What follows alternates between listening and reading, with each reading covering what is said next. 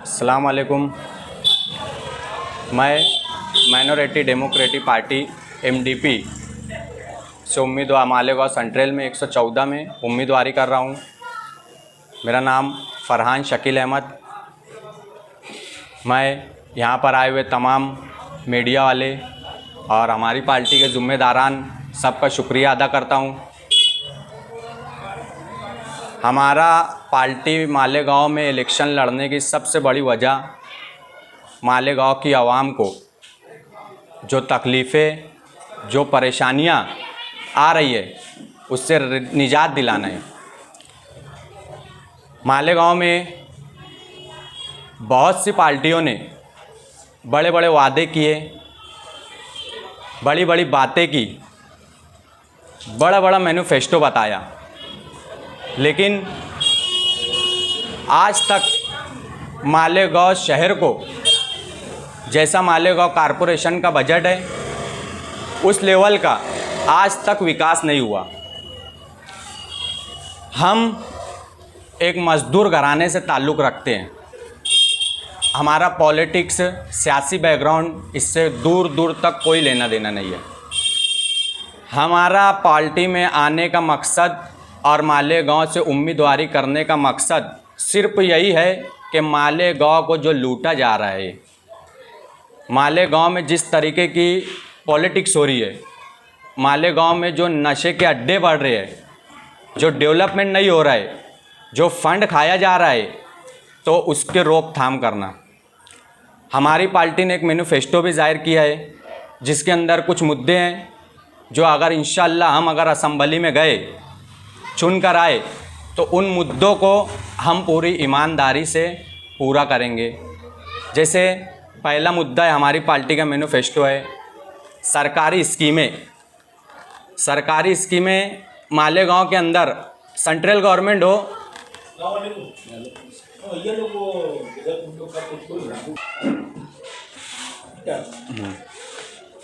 मालेगांव में जैसे सरकारी स्कीमों का बेनिफिट आवाम तक पहुंच नहीं पाता है। सेंट्रल गवर्नमेंट हो या राज्य गवर्नमेंट हो, ये बहुत सी स्कीमें महिलाओं के लिए, युवाओं के लिए हर एक ताल्लुक़ से देती है, लेकिन किसी को उन स्कीमों का बेनिफिट नहीं मिलता है। उसकी वजह है मालूमात ना होना।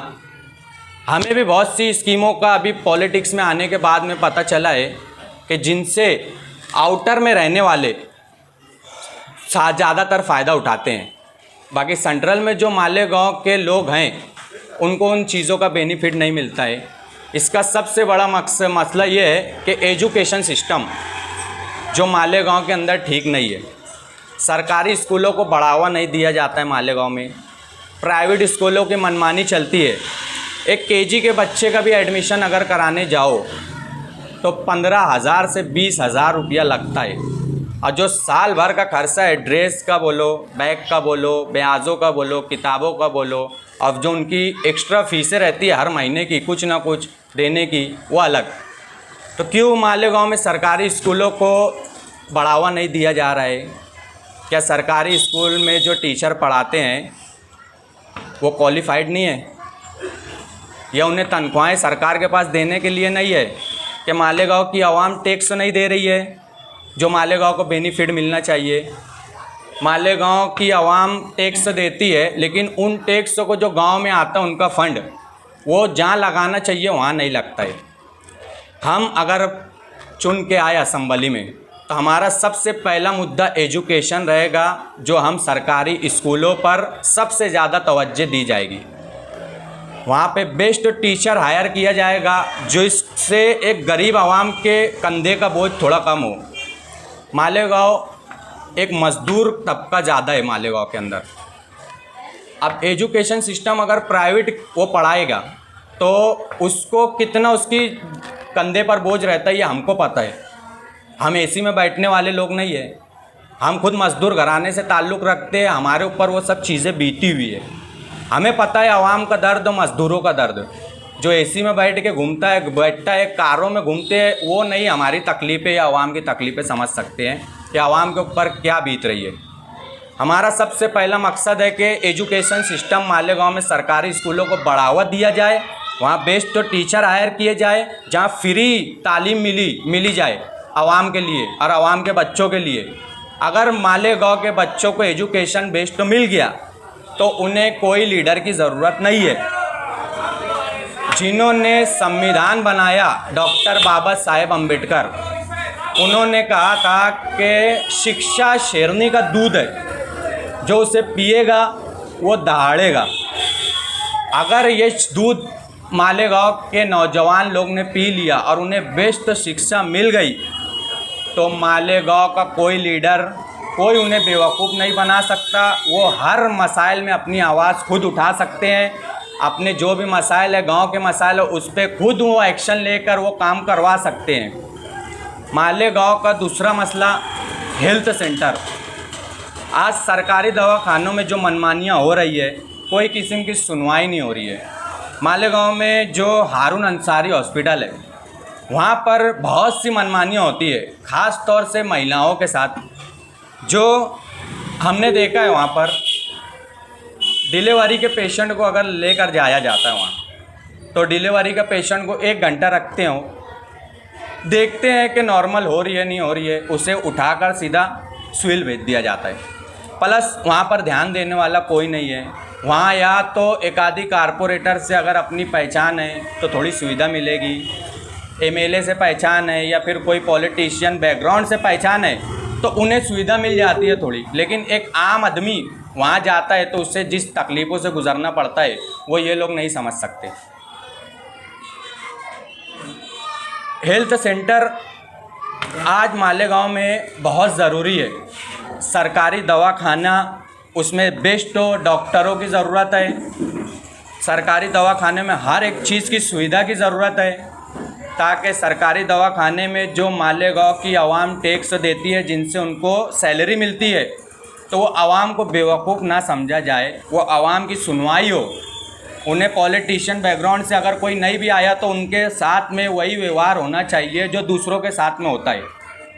जैसे वहाँ पर कोई किस्म की सुविधा नहीं मिलती है, सिविल हॉस्पिटल के अंदर डिलीवरी के बाद में पेशेंट को जनरल वार्ड में भेज दिया जाता है।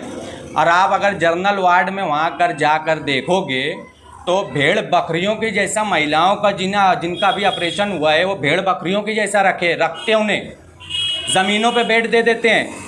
बेड बनाइए वहाँ पर ताकि महिलाओं को वहाँ सुविधा मिले।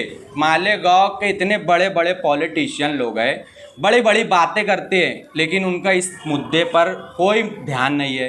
उनका सिर्फ अपने प्रचार पर ध्यान है, उनका सिर्फ ठेके पे ध्यान है, उनका सिर्फ टेंडरों पे ध्यान है, और वो सिर्फ अपनी सियासत चमकाना चाहते हैं। लेकिन माइनॉरिटी डेमोक्रेटिक पार्टी MDP, हम इस बारे मुद्दों पर ही आवाज़ उठाएंगे। अब ये पार्टी मालेगांव में आई है, हमें पता भी नहीं था पॉलिटिक्स क्या है, लेकिन हमारे जो साथी है, ये पार्टी नागपुर की है, हामिद इंजीनियर साहब राष्ट्रीय अध्यक्ष हैं ये पार्टी के, तौफीक पटेल साहब इंडिया मतलब ऑल इंडिया अध्यक्ष है, फ़हीम खान ये नागपुर ज़िला अध्यक्ष है। इन्होंने हमें हिम्मत दी, हौसला दिया, ताकत दी कि आप कर सकते हैं। हमें वो लायक समझा तो हमने मालेगांव में वो पार्टी की बुनियाद रखी। अब ये पार्टी मालेगांव शहर में तरक्की, तालीम, सियासी, समाजी सब मुद्दों पर काम करेगी। और एक रोज़गार का मुद्दा, रोज़गार मालेगांव में जो सबसे ज़्यादा है वो पावरलूम। लेकिन पावरलूम के आज बुनकर भी परेशान है, बुनकर हजरात भी परेशान है, मज़दूर हजरात भी परेशान है। चाहे वो दिवाली आए, चाहे वो ईद आए, कोई भी त्यौहार आए तो मंदी आ जाती है मालेगांव में। ये कौन तय करता है कि मंदी है? ये ऊपर बैठे हुए लोग तय करते हैं। जो बुनकर के ऊपर बैठे हैं, जो माल लेते हैं गुजरात के, वो उनका कोई त्यौहार आ जाए, उनकी छुट्टी आ जाए, या कोई वजह से उनकी तकलीफ़ आ जाए, गुजरात में पानी आ जाता है ज़्यादा तो मालेगांव में मंदी आ जाती है। उनका कोई त्यौहार आ गया तो मालेगांव में मंदी आ जाती है। तो इस मुद्दे पर भी बात नहीं हुई। मालेगांव पावरलूम का सबसे बड़ा सेंटर है। यहाँ से कपड़ा जो जाता है तो उससे बहुत सी चीज़ें बनती है। तो मालेगांव को जितनी ज़रूरत इन लोगों की है, उतनी ज़रूरत मालेगांव की भी इन सभी लोगों को है। मालेगांव में एक कमेटी बनना चाहिए बुनकर हजरात की, जो ऐसा कुछ निज़ाम कायम करे कि जिसकी वजह से मालेगांव में जो ये कपड़ा मैन्युफैक्चर होता है, ये ऐसी कमेटी हो कि जो डायरेक्टली सौदा करे सामने से, बीच के जितने दलाल है इन सभी को हटा देना चाहिए, जो यहाँ पर ख़रीदते हैं और सीधा ले जाकर वहाँ बेचते हैं। तो इससे फ़ायदा उनको भी होगा और मालेगांव के जो मज़दूर तबका है उनकी भी रोज़गार में बढ़त होगी। आज 12 घंटा मज़दूर लूम चलाता है तो क्या कमा के लेके आता है? अगर 8 दिन लूम बंद हो गया तो उस मज़दूर के घर पे चूल्हा जलना मुश्किल है, उस मज़दूर को रोज़मर्रा की ज़िंदगी गुजारना मुश्किल है। तो लेकिन कोई पॉलिटिशियन का इस मुद्दे पर ध्यान नहीं है, कोई इस मुद्दे पर बात नहीं करना चाहता है। बाहर से कोई भी अपना स्टार लेकर आ जाता है, स्टार प्रचारक लेकर आ जाता है, वो बड़ी बड़ी बातें कर देते हैं, आवाम से बड़े बड़े वादे कर देते हैं, उसके बाद 10-10 साल झांकने नहीं आते हैं। जैसे अकबरुद्दीन अवैसी साहब, वो 10 साल पहले आए थे 2014 के चुनाव में, उन्होंने बहुत से बड़ा बड़ा वादा किया मालेगांव की आवाम से कि हम जैसा हैदराबाद में उनका एजुकेशन है, स्कूलें हैं, दवाखाने हैं, वो मालेगांव में बनाएंगे। बुनकर हजरात का जो वो गुजरात में देते हैं माल, ऐसा कमेटी बनाएंगे कि यहीं से माल बने, यहीं माल बिके, ऐसा निज़ाम बनाएंगे। फिर वो गायब हो गए। उसके बाद अभी आया, उन्होंने उस मुद्दे पर बात नहीं की, मालेगांव के डेवलपमेंट पे बात नहीं की, क्योंकि मालेगांव का डेवलपमेंट हुआ ही नहीं है ना। हमारे जो MLA साहब हैं, मुफ्ती साहब 5 साल में कुछ काम नहीं किया उन्होंने। जो वो 500 करोड़ 600 करोड़ का बजट बता रहे हैं वो पेपर पे बता रहे हैं। अगर आप 4 गली 2 रोड का काम का क्रेडिट लेना आप ले रहे हो, तो जो मालेगांव की आज सड़कों का हाल है, गटरों का हाल है, गलियों का हाल है, तो उसका क्रेडिट कौन लेगा? कौन सी पार्टी उसका क्रेडिट लेगी? मालेगांव का जो एजुकेशन सिस्टम सही नहीं है, हेल्थ सेंटर सिस्टम सही नहीं है, मालेगांव में जो रोड है, गटर है, कचरा है, कचरों का अंबार लगा हुआ है, कचरा उठाने वाला नहीं आता है, गटरे पर काम करने वाला नहीं आता है, तो इसका क्रेडिट कौन लेगा? आप एक रोड बना दिए, आप 2-3 गली सुधार दिए, तो उसका क्रेडिट ले रहे हो आप। 5 साल में बस इतना ही काम है आपका और दूसरा कोई काम नहीं है। आपने मालेगांव के डेवलपमेंट के लिए क्या किया? इस पे आपका नहीं। आज भी वही 20 साल पहले हम जो सुनते थे, 15 साल पहले गटर रोड के मुद्दे पर, आज भी वही पॉलिटिक्स होती है रोड गटर के मुद्दे पर। ऐसी कौन सी रोड बनी है 20 साल में, 10 साल में के जो आज वो 10 साल पहले अगर वैसी रोड बना देते थे तो आज रोड गटर पे बात ही नहीं होती थी। ये जानबूझ के ऐसी रोड बनाते हैं जो साल भर में ख़राब हो जाए, ताकि इनको भी एक मुद्दा मिल जाए रोड बनाने का, गटर बनाने का। लेकिन मालेगांव की आवाम को सिर्फ रोड या गटर की ज़रूरत नहीं है, मालेगांव की आवाम को रोज़गार की ज़रूरत है, मालेगांव की आवाम को एजुकेशन की ज़रूरत है, मालेगांव की आवाम को हेल्थ सेंटर की ज़रूरत है, मालेगांव की महिलाओं को रोज़गार की ज़रूरत है, सरकारी स्कीमों का जो बेनिफिट मिलता है उनकी ज़रूरत है। आप उनसे टैक्स ले रहे हो, बेनिफिट ले रहे हो। आपकी पार्टी क्या कर सकती है? हमारी पार्टी का जो मैनिफेस्टो मैं आपको दे दूंगा, आप उसे प्रेस नोट दे दो। जैसे हमारी पार्टी का पहला है सरकारी अस्पताल में बेहतरीन सहूलत फराहम करना, दूसरा है पावर लूम सनत के लिए हुकूमतों से स्कीमें लाना, तीसरा है मालेगांव को ज़िला बनाना ताकि मालेगांव में डेवलपमेंट कुछ हो सके, चौथा है मालेगांव में हर मोहल्ले में क्लिनिक खुलवाना, सरकारी क्लिनिक खुलवाना ताकि जो छोटी मोटी बीमारियों को अत्यंत लंबा जाना ना पड़े, हर मोहल्ले में रहे और फ्री रहे। पांचवा है सरकारी स्कूलों में अच्छे टीचर और बेहतरीन तालीम का निज़ाम कायम करना।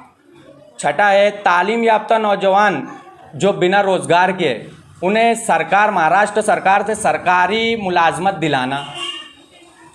सातवां मालेगांव आउटर में जो बैंकें चली गई है, जो मालेगांव सेंट्रल में होती थी, मालेगांव में 85-90% बोला जाए तो इनके अकाउंट होल्डर है, 10 से 15% आउटर में होल्डर है। लेकिन आज SBI का देखा जाए main head office, bank of Baroda का देखा जाए या कोई भी बड़ी बैंकों का हेड ऑफिस देखा जाए, वो आउटर में है। क्यों?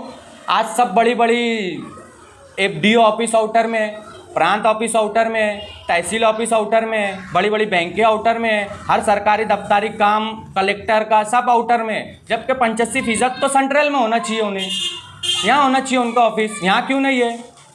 उसकी वजह यह है कि मालेगांव की जो पॉलिटिशियन है वो कमज़ोर है, वो ये सब मुद्दे पर आवाज़ नहीं उठा सकते, और वो आवाज़ उठाए भी तो उनकी आवाज़ में वो दम नहीं है कि वो आवाज़ उठाए और उनकी आवाज़ पहुंच सके।